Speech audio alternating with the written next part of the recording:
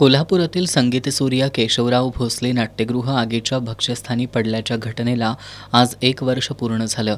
25 कोटीच्या निधीतून गेल्या 1 वर्षांपासून या नाट्यगृहाच्या पुनर्बांधणीचं काम अद्याप सुरू आहे. आज राज्याचे उद्योग आणि मराठी भाषा मंत्री उदय सामंत कोल्हापूर दौऱ्यावर होते. त्यांनी या नाट्यगृहाच्या कामाची प्रत्यक्ष पाहणी केली. यावेळी हेरिटेज समिती, नाट्यक्षेत्रातील अनुभवी तसंच नाट्य मंडळाच्या सूचनांचा समावेश नाट्यगृहाच्या उभारणीत करावा अशा सूचना त्यांनी महापालिकेतील अधिकाऱ्यांना केल्या. जुनी वास्तू सौंदर्य टिकवून हेरिटेज डिझाईन जपून नाट्यगृहाचं आधुनिकीकरण करण्यात यावं.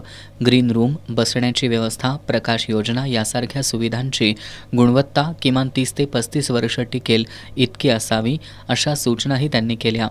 वीज खर्च कमी करण्यासाठी बाजूच्या मोकळ्या जागेचा वापर करून सोलर संयंत्र उभारण्याचा निर्णय घेतलाय.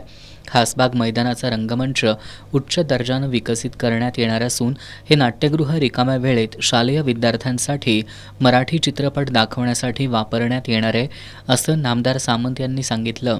यावेळी मिलिंद आष्टेकर, आनंद कुलकर्णी, सुनील घोरपडे, कोल्हापूर महानगरपालिकेचे अतिरिक्त आयुक्त रविकांत आडसूळ, शहर अभियंता रमेश मस्कर, सहाय्यक अभियंता सुरेश पाटील, मिलिंद पाटील, नाट्यगृह व्यवस्थापक समीर महाबरी, परिषदेचे संचालक आणि इतर रंगकर्मी उपस्थित होते.